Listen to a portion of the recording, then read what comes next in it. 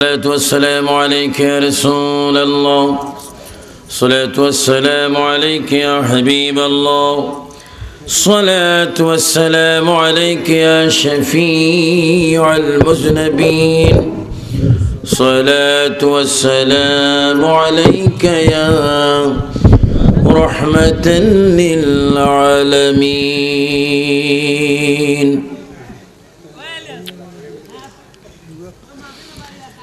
الحمد لله رب العالمين والعاقبة للمتقين والصلاة والسلام على رسوله محمد وآله وصحابه أجمعين.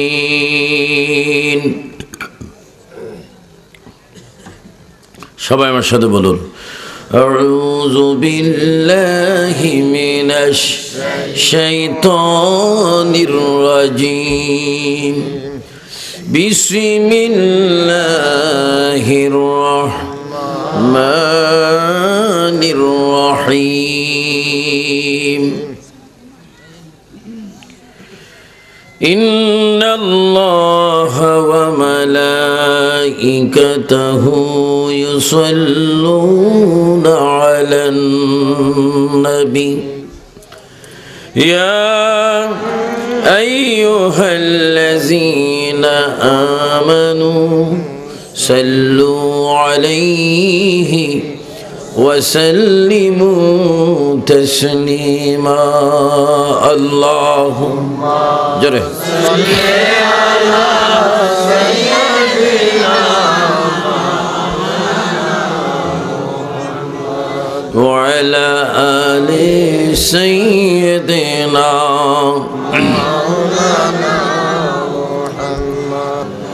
দিবানিশি মনের আমার আর দিও না যন্ত্রণা বলুন দিবানিশি মনের আমার আর দিও না যন্ত্রণা দনে যদি হইতাম দনি যেতাম সোনার মদিনা। আল্লাহুম্মা সাল্লি আলা। উপস্থিত বড়ুয়া থানাধীন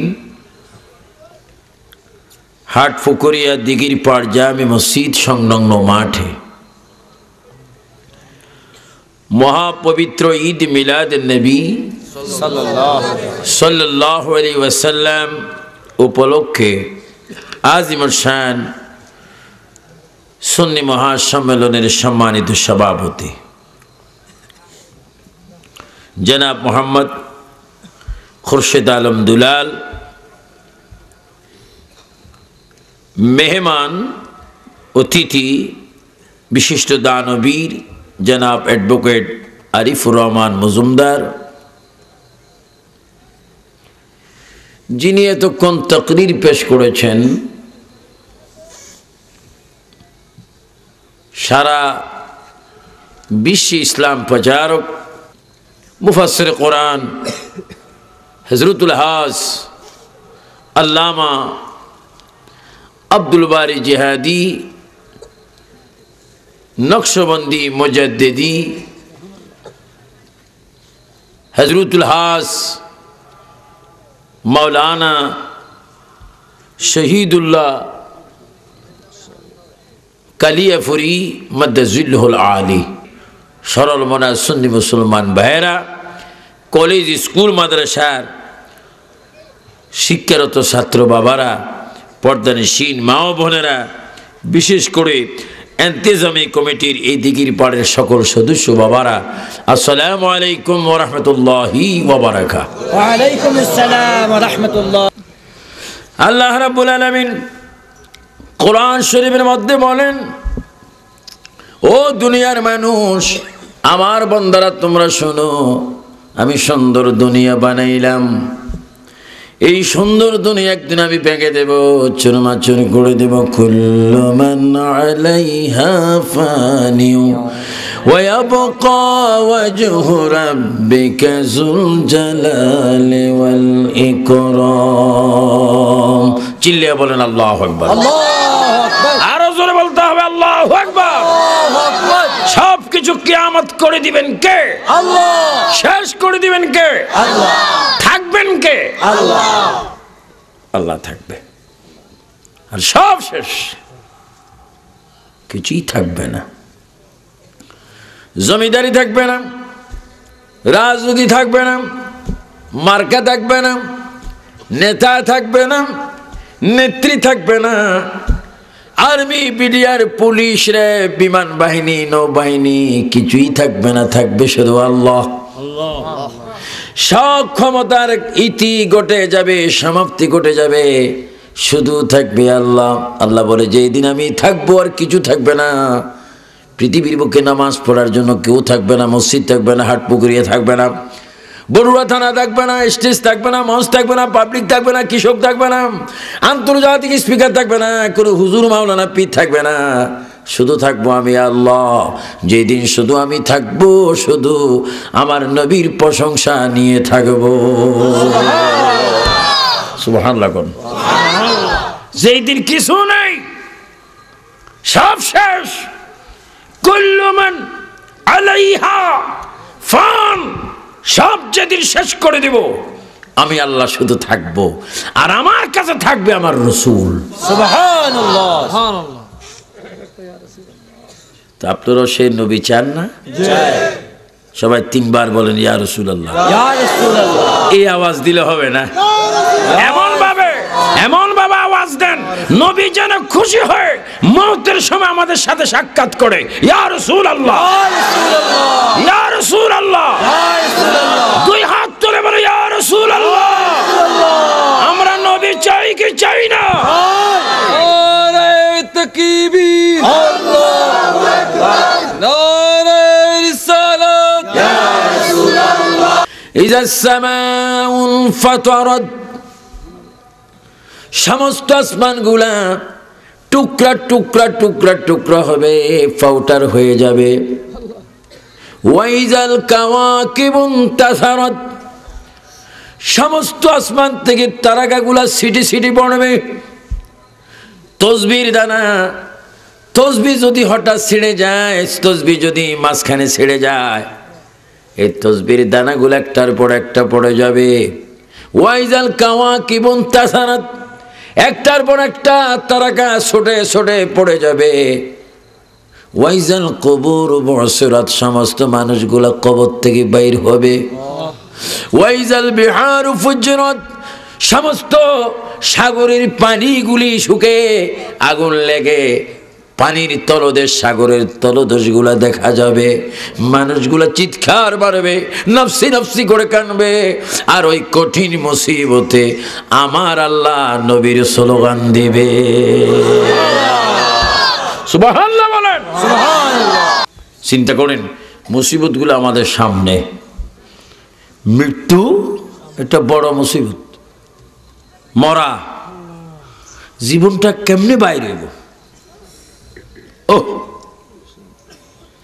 হঠাৎ যদি শ্বাস বন্ধ হয়ে যায় কি কয় এটার কি কয় হার্ট যার নিঃশ্বাস বন্ধ হয়ে যায় সে বুঝতে পারে কি অবস্থা ফসিনা গাম বাইর হয় আর এই জীবনটা বাইর হবে ঘটনাটা হয় নাই আমাদের জন্য হবে হয় এই বছর না আগামী বছর না আজকে না হয় বলুন তো বাবারা মৃত্যু আছে কিনা আছে আওয়াজই বুঝা যায় অনেকে চুপচাপ মারি হলাই ঠেকবেন আর জোরে মৃত্যু আছে কিনা মৃত্যু দেওয়ার মালিক কে আল্লাহ নিঃশ্বাস দেয় কে আল্লাহ নেয় কে আল্লাহ শুধু আল্লাহরে প্রশ্ন করবে আল্লাহ রে নিঃশ্বাস দিলি কেন আবার নিবি কেন আমার আল্লাহ জবাব দিচ্ছে বান্দারে নিঃশ্বাস দিলাম নবীর জন্য নিঃশ্বাস নেব নবীর জন্য কবরে আনবো নবীর জন্য কবর থেকে উঠাবো আমার নবীর জন্য জোরে বলেন সুবহানাল্লাহ তাকবীর আল্লাহ রিসালাত আমার ভাইয়েরা, হযরত ইমাম আমজাদ আলী নামে একজন ব্যক্তি, ওই ব্যক্তি বড় আল্লামা, বড় একজন মুফতি, বড় একজন কাতেব, বড় একজন লেখক, বড় একজন গবেষক। উনি একখানা কিতাব লিখেছেন বাহরে শরীয়ত। নাম কি? বাহরে শরীয়ত। ওনার একজন মুর্শিদ ইমাম আহলে সুন্নাত মুজাদ্দিদ দ্বীন মিল্লাত আল্লামা আহমদ রেজা খান ফাজলে বেরেলভী রাদিয়াল্লাহু তাআলা আনহু, যিনি প্রায় ১৫০০-এর বেশি কিতাব লিখেছেন। সুবহানাল্লাহ। ওই বেরেলভী রাদিয়াল্লাহু তাআলা খলিফা মুফতি আমজাদ আলী বলেন, একটা মানুষ যখন মরে যাবে, নিঃশ্বাস যখন বাইর হবে, ৭০টি উট জবা না করে ৭০টি উটের চামড়াকে যদি উল্টাভাবে টানা হয়, ৭০টি উটকে জবা না করে যদি ৭০টি উটকে উল্টা চামড়া টানানো হয় এবং টান দিয়ে লবণ মরিচের ছিটকা দিলে যত কষ্ট হবে, ৭০টি উটে যত কষ্ট পাবে, তার চাইতে ৭০ গুণ বেশি কষ্ট হবে একটা মানুষের প্রাণ বাহির করতে। উপায় কি বলুন?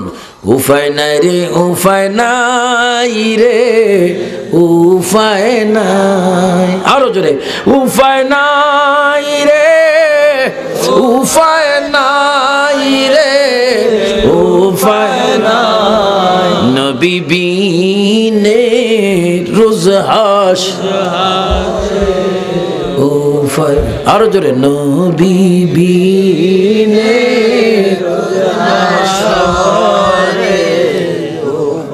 চোখের পানি ফেলার চেষ্টা করেন। উপায় নাই রে, উপায় উপায় নাই। ইমাম আহমদ রেজা খান ফাজলে বেরেলভীর খলিফা মুফতি আমজাদ বলেন, ও দুনিয়ার মানুষ, একটি মানুষের প্রাণ যখন বাইর হয়, মানুষটা তখন চিৎকার দিয়ে দিয়ে কান্দে, এমন ভাবে কান্দি আসমান জমিন পর্যন্ত তার আওয়াজ শোনে, কিন্তু মানুষ শোনে না। কেঁদে কেঁদে বলবে, আবু সুফিয়ান বলবে আমার স্ত্রী, আবু সুফিয়ান বলবে আমার সন্তান, তোমরা আমাকে বিদায় দিচ্ছ, তোমরা এত নিষ্ঠুর কেন হলো? কেউ শুনবে না। হাটপুকুরিয়ার ভাইয়েরা, বড়ুরার ভাইয়েরা, কচুয়ার ভাইয়েরা, লাকসামের ভাইয়েরা, মুজাফফরগঞ্জের ভাইয়েরা, ফাইলগাছার ভাইয়েরা, বিভিন্ন এলাকার ভাইয়েরা কানবেন, কেউ শুনবে না। আর নবী বলে, উম্মত রে, কেউ যখন তোর কাঁদন শোনে না, আমি নবী মদিনার থেকে তোর কাঁদন শুনি।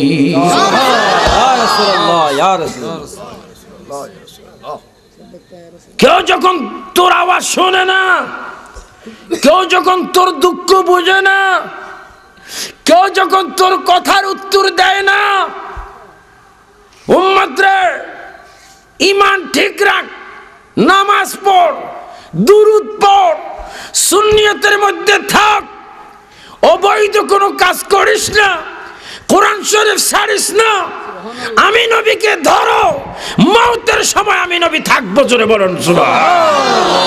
চিৎকার দিবেন ইয়া রাসূলুল্লাহ। সবাই উচ্চ সুরে বলুন, বিসমিল্লাহির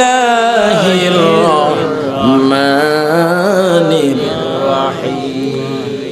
হুয়াল্লাযী, সবাই বলুন, হুয়াল্লাযী আরসালা রাসূলাহু বিল হুদা ওয়া দীনিল হাক্কি লিইয়ুযহিরাহু আলাদ-দীনি কুল্লিহি ওয়ালাউ কারিহাল মুশরিকুন। আল্লাহু আকবার করুন, আল্লাহু আকবার। আমার ভাইয়েরা, তিনি আল্লাহ, যিনি নিজ রাসূলকে হেদায়েত ও সত্য ধর্ম সহ প্রেরণ করেছেন। আমার আল্লাহ আমার নবীকে পাঠিয়েছেন সত্য ধর্ম সহ হেদায়েতের জন্য। কখন কোথায় পাঠিয়েছেন? ঈসা আলাইহিস সালাম দুনিয়াতে আসার 570 বছর পরে মক্কার জমিনে আল্লাহর নবী এসেছেন।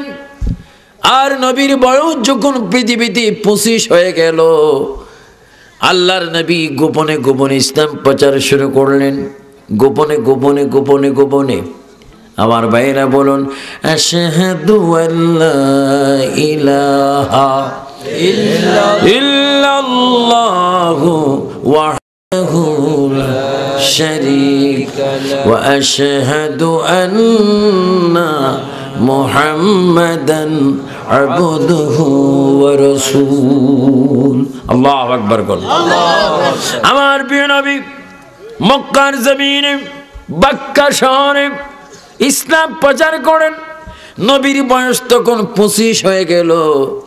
আর মক্কার জমিনের একজন শ্রেষ্ঠ মহিলা ছিলেন, যেই মহিলার বয়স তখন 40 বছর ছিল। ওই মহিলা ছিল পৃথিবীর বড় একজন ধনী মানুষ, ধনী ব্যক্তি, সম্পদ, টাকা পয়সা, হীরা মুক্তার কিছু অভাব নেই। শুধু মহিলাটির ঈমান ছিল না, বেদিন ছিল। আমার প্রিয় নবীর চেহারা মোবারক দেখা মাত্র, নবীজির মুজিজা দেখা মাত্র ওই মহিলা পাগল হয়ে গেলেন। কিতাবের মধ্যে আসে ওই মহিলার নাম বিবি খাদিজাতুল কুবরা। জোরে বলুন সুবহানাল্লাহ। ইয়া রাসূলুল্লাহ বলেন। মহিলার নাম কি? আর একটু জোরে বলেন, কি কুবরা? খাদিজাতুল কুবরা। ভালো না খারাপ? ভালো। আপনাকে ওই বড়ুরাতে খাদিজা আছে না? হ্যাঁ, সুযোগ পেলে স্বামী ভিড়ে কিলো কি হাতের লেখিল, কোন জায়গা তুলছে খেয়াল নেই, কি না খাটছে না সব করছে। আশ্চর্য। তাও কিলেবের পিছে একটা দায়িত্ব আছে, দাবি আছে। ওদের 25,000 টাকা এলো বিয়ে করছে, তেল বাইর করতে আছে। কইলা এরকম করি মানুষ করলে আরেকটা দিম একবারে। আর বারে জ্বালাইছস, 25,000 টাকা লই আইছস। শ্রেষ্ঠ ধনী, শ্রেষ্ঠ ব্যক্তি, অসংখ্য সম্পদের মালিক মা খাদিজাতুল কুবরা বলেন রাদিয়াল্লাহু তাআলা আনহা। মা খাদিজা বলেন, দুনিয়ার মানুষ, ও দুনিয়ার মানুষ শুনো, মক্কার কাফেররা মুহাম্মদ সাল্লাল্লাহু আলাইহি ওয়াসাল্লামকে বলতো আলামিন আলামিন আলামিন, কিন্তু আমি খাদিজা শুধু ওনাকে আলামিন মনে করি না, আমি মনে করি উনি একজন শ্রেষ্ঠ নবী। সুবহানাল্লাহ। মা খাদিজা বলেন, দুনিয়ার মানুষ, আমার বাড়িটা ছিল উঁচু জায়গায়, মক্কার জমিন একটু উঁচু জায়গার মধ্যে আমার বাড়ি ছিল। মুহাম্মদ সাল্লাল্লাহু আলাইহি ওয়াসাল্লামের বাড়ির কিচ্ছু দূরে, কিন্তু আমি পাহাড়ি এলাকার মধ্যে আমার বাড়ি।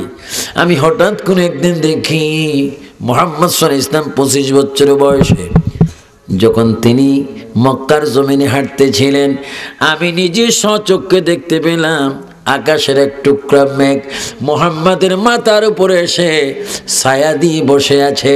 মুহাম্মদ যেই দিকে যায় আকাশের মেঘের টুকরা সেই দিকে যায়। জোরে বলুন সুবহানাল্লাহ। আল্লাহু আকবার। হেদায়েতের মালিক কে? আল্লাহ।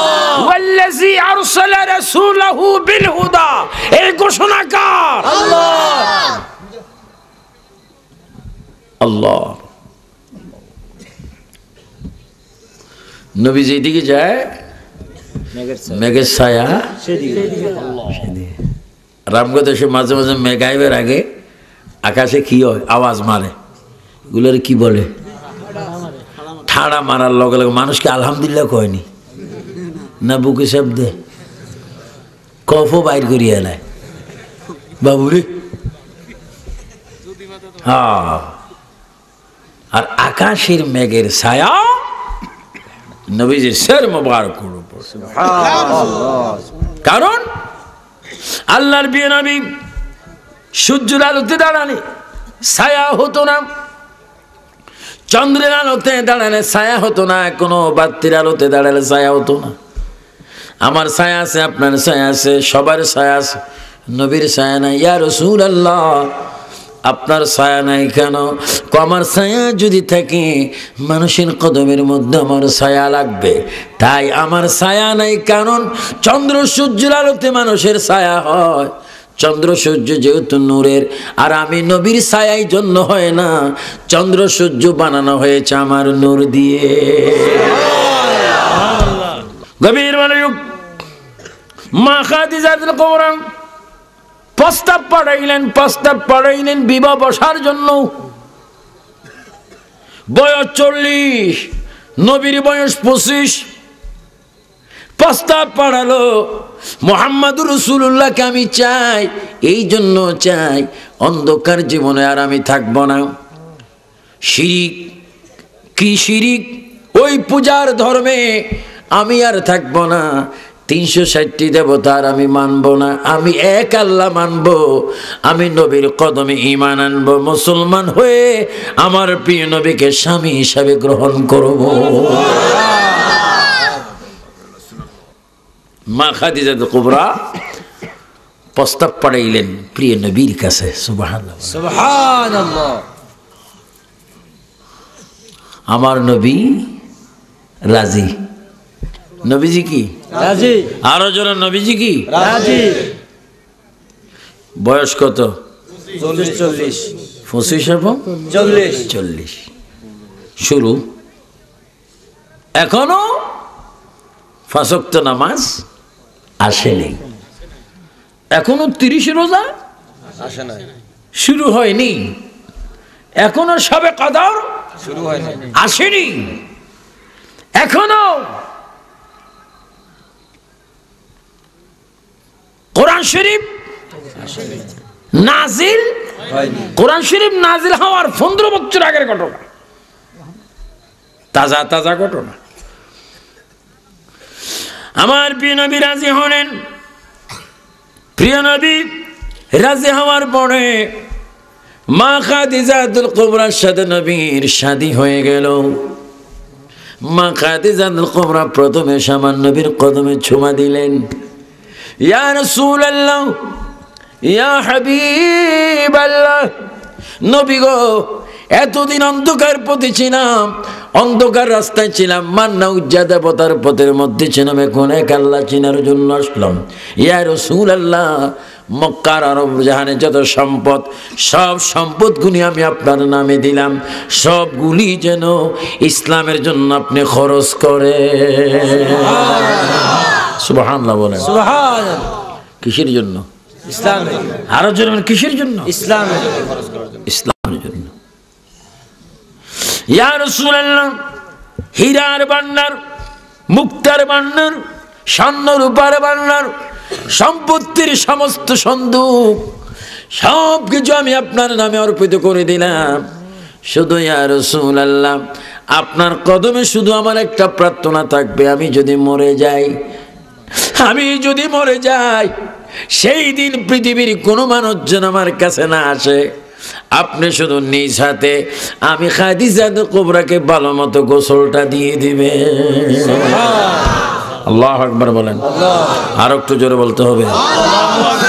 হুজুর, আপনি শুধু আমাকে গোসলটা দিবেন। একটু সবাই জোরে জোরে বলুন। মনে বড় আশা ছিল যাব মদিনা। আওয়াজ আরো সুন্দর হবে। মনে বড় আশা ছিল যাব মদিনা।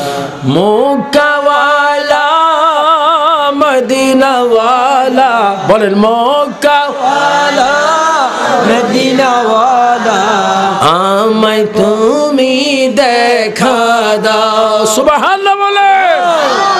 আসলে আপনার মক্কা মদিনা দেখতে চান কিনা? ডান হাত তুলে বলে ইয়া রাসূলুল্লাহ, আমরা মক্কা মদিনা চাই কিনা?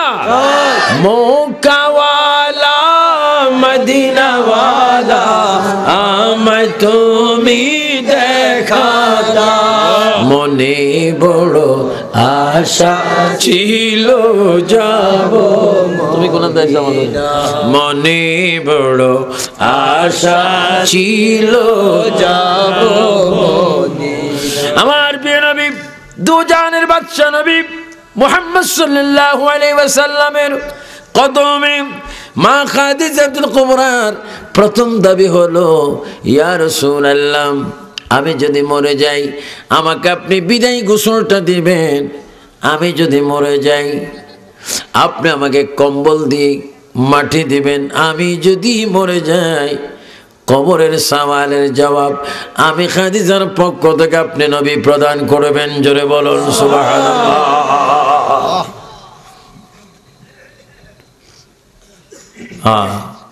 নবীর স্ত্রী আমাদের মা কবরের জন্য চিন্তা করে, আর আমরা মালয়েশিয়া যাইতাম চিন্তা করি, Dubai, Abu Dhabi, Qatar, Saudi, Jeddah, Riyadh, Iraq, Iran, Brunei টাকার জন্য। মা খাদিজাতুল কুবরার চুলের মধ্যে একটা বড় ফয়েজ ছিল। আমার নবীর পানি পাওয়া মাত্র খাদিজার চুলগুলা পানিগুলা চষে ফেলতো।